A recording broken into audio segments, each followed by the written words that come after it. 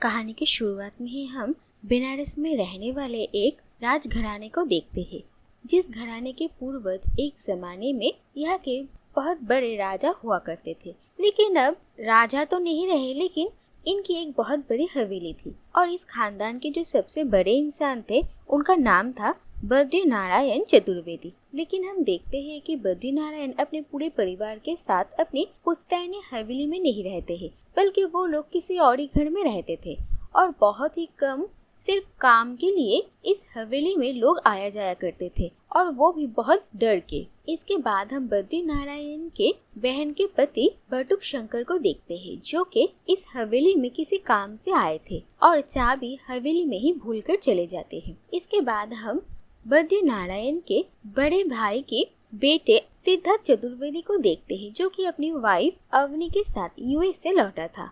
और सिद्धार्थ ने हाल ही में ही अवनी से शादी की थी और इसके बारे में उसने अपने परिवार को कुछ बताया भी नहीं था। और अवनी और सिद्धार्थ की शादी के बारे में सुनकर सिद्धार्थ का पूरा परिवार हैरान रह जाता है और बद्रीनारायण की एडॉप्टेड बेटी राधा को इस बात से बहुत बुरा लगता है, क्योंकि बचपन से ही राधा सिद्धार्थ से प्यार करती थी और सबको यही लगा था कि शायद सिद्धार्थ के साथ ही राधा की शादी होगी। और इसके बाद सिद्धार्थ से सबको ये पता चलता है कि अवनी और सिद्धार्थ पिछली रात को ही आ गए थे और वो लोग हवेली में रुके थे। और ये बात सुनकर बद्रीनारायण बहुत गुस्सा होते हैं, क्योंकि हवेली में रात को रुकना ये बात उन्हें अच्छी नहीं लगती। लेकिन सिद्धार्थ किसी की कोई भी बात नहीं सुनता और वो सबको ये कह देता है कि अवनी को वो हवेली बहुत पसंद आ गई है और अब से वो दोनों वहीं पर ही रहेंगे। और बद्रीनारायण के बहुत मना करने के बाद भी सिद्धार्थ उनकी नहीं सुनता और फाइनली बद्रीनारायण सिद्धार्थ के उस हवेली में रहने के लिए मान जाते हैं। लेकिन उनकी एक शर्त थी,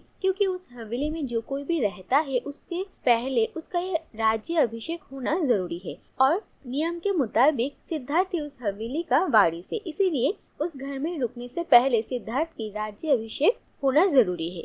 और फिर देखा जाता है कि धूमधाम से सिद्धार्थ की राज्य अभिषेक होती है और फिर सिद्धार्थ के साथ उनका पूरा परिवार उस घर में रहने के लिए आ जाता है।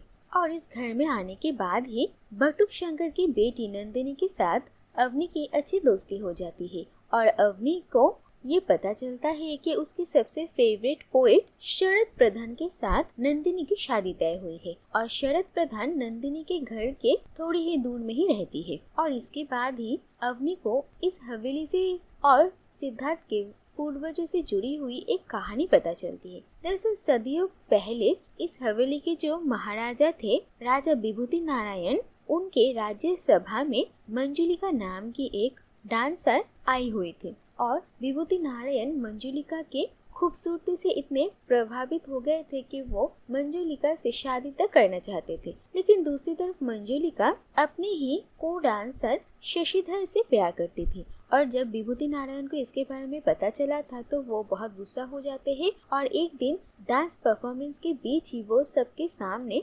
शशिधर का सर धड़ से अलग कर देते हैं और ये सब कुछ मंजुलिका की आंखों के सामने होता है। और इसके बाद विभूति नारायण मंजुलिका को उसके कमरे में बंद कर देते हैं और जल्द ही उसके साथ शादी करने की तैयारियां करते हैं। लेकिन मंजुलिका इन सब से टूट चुकी थी और वो दुर्गा अष्टमी के दिन को ये वचन लेती है कि इस राज्य के जो भी आगे राजा बनेंगे वो उन्हें जिंदा नहीं छोड़ेगी और ये कहकर वो खुद की भी जान ले लेती है। और इसके बाद ही विभूति नारायण की भी अजीब तरीके से मौत हो जाती है और फिर इस हवेली में बहुत बड़े बड़े तांत्रिकों को बुलाया जाता है और कुछ दिनों तक एक बहुत बड़ा हवन की जाती है। और इसके बाद मंजुलिका की आत्मा को इस हवेली के एक जगह पर कैद कर दिया जाता है और इसके बाद ही इस हवेली को छोड़कर सब चले जाते हैं। और ये सारी कहानियाँ सुनकर अवनी और सिद्धार्थ को लगता है कि शायद इस हवेली में कोई खजाना छुपा हुआ होगा और इसी खजाने को बचाने के लिए ही ये कहानियाँ गढ़ी गई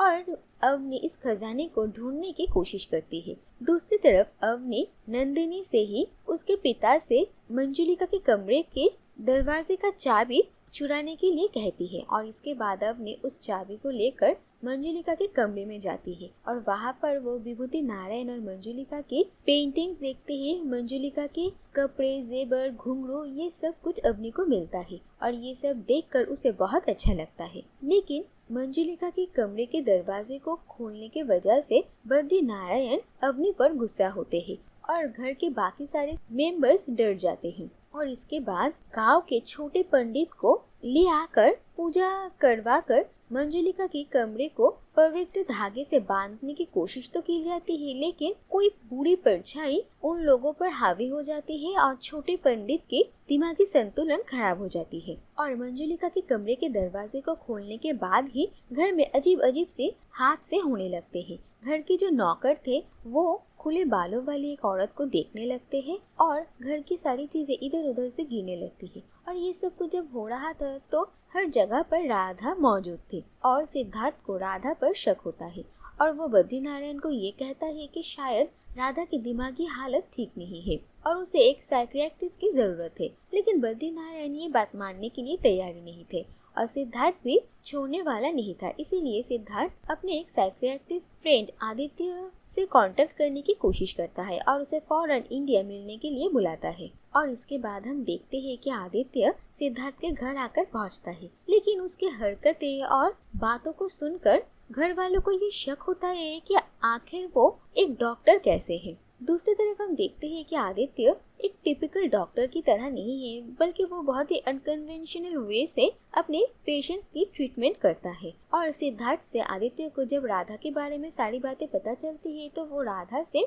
बातचीत करके उसे समझने की कोशिश करता है। दूसरी तरफ इस घर में आने के बाद अवनी से आदित्य को मंजुलिका की कहानी के बारे में भी पता चलता है और अवनी आदित्य को मंजुलिका के कमरे में भी लेकर जाती है और वहाँ पर वो आदित्य को मंजुलिका की सारी चीजें दिखाने लगती है।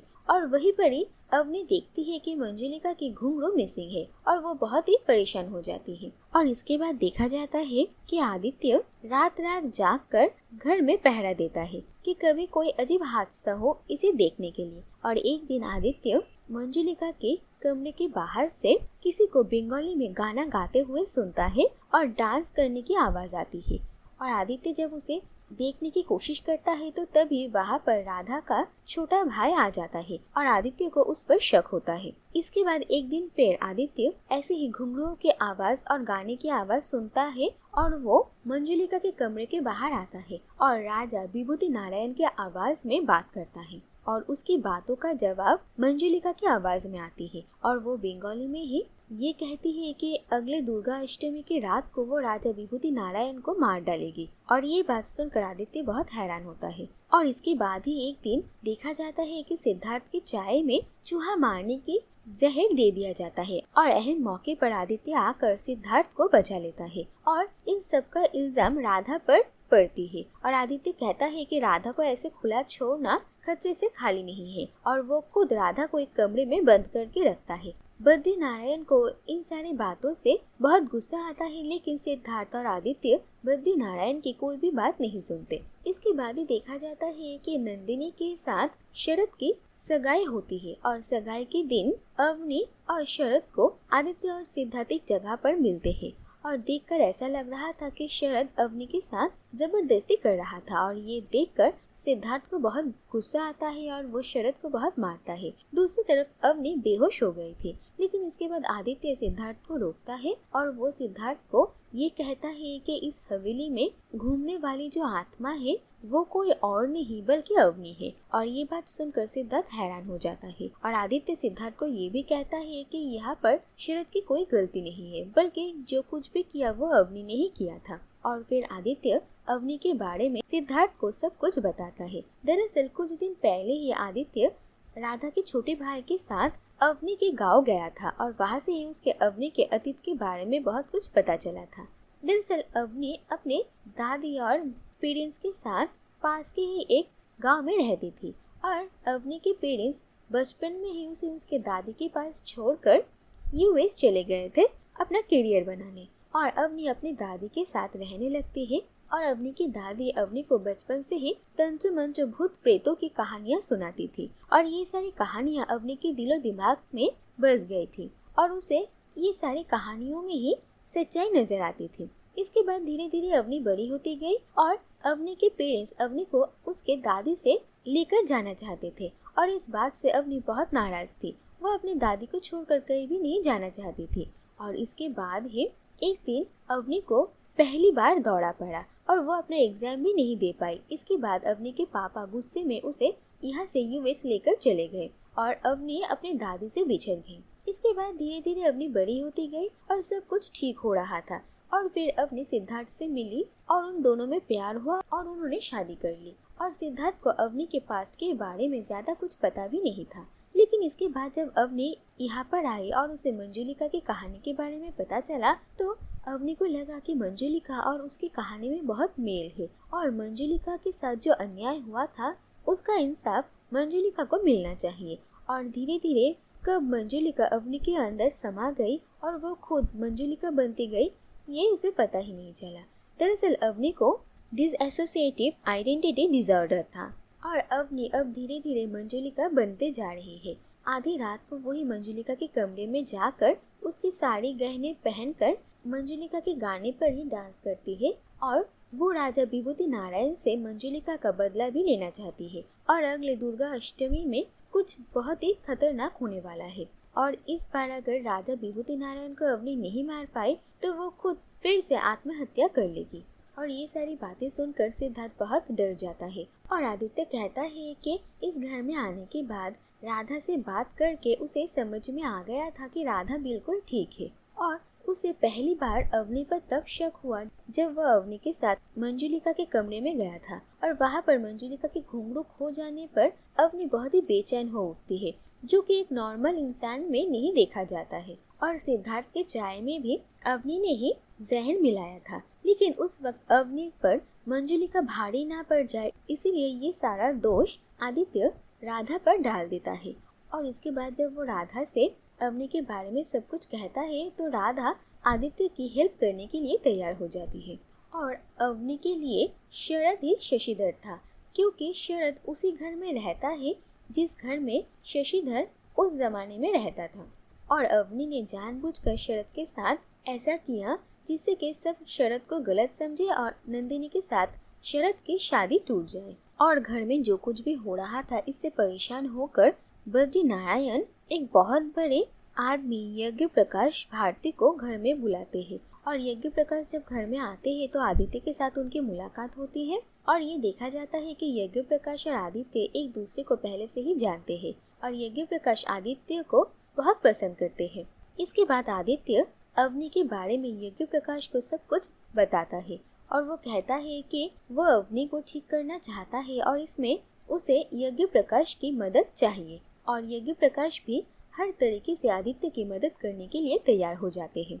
और सिद्धार्थ इन सारी बातों पर यकीन करने के लिए तैयार ही नहीं था लेकिन एक दिन वो खुद अवनी के ऊपर मंजुलिका को भारी पड़ते हुए देख लेता है और ये देखकर सिद्धार्थ हैरान रह जाता है और वो आदित्य से रिक्वेस्ट करता है कि वो अवनी को बचा ले। इसके बाद दुर्गा अष्टमी की रात आती है और हम देखते हैं कि आदित्य, सिद्धार्थ और शरद अवनी को मंजुलिका में बदलते हुए देखते हैं और मंजुलिका बनकर अवनी डांस कर रही थी और अवनी का ये रूप देखकर सभी हैरान रह जाते हैं। और इसके बाद शरद शशिधर के रूप में अवनी के पास जाता है और वह अवनी को धीरे धीरे यज्ञ प्रकाश के पूजा करने की जगह पर लेकर आता है। और इसके बाद यज्ञ प्रकाश मंजुलिका से बात करते हैं और वो उससे पूछते हैं कि आखिर वो क्या चाहती है और मंजुलिका कहती है कि उसे राजा विभूति नारायण से बदला चाहिए और यज्ञ प्रकाश कहते हैं कि बदला लेने में वो उसकी मदद करेंगे लेकिन उसे वादा करना पड़ेगा कि बदला लेने के बाद वो अवनी को छोड़ देगी। और मंजुलिका भी वादा करती है कि एक बार अगर उसका बदला पूरा हो जाएगा तो वो यहाँ से हमेशा के लिए चली जाएगी। और ये देखा जाता है कि इस वक्त मंजुलिका की नजर में सिद्धार्थ ही राजा है और इसीलिए वो उसे मारना चाहती है। और इसके बाद देखा जाता है यज्ञ प्रकाश और आदित्य मंजुलिका के साथ एक ट्रिक करते हैं और वो लोग सिद्धार्थ की जगह एक डमी को मंजुलिका के सामने रख देते हैं और मंजुलिका उसी डमी को राजा समझकर उस पर एक के बाद एक तलवार से वार करने लगती है। और इसके बाद जब उसे लगता है कि राजा की मौत हो गई है तो मंजुलिका भी धीरे धीरे अवनी को छोड़कर चली जाती है और अवनी धीरे धीरे बेहोश हो जाती है। और ये सब कुछ देखकर सिद्धार्थ के घर वाले हैरान रह जाते हैं।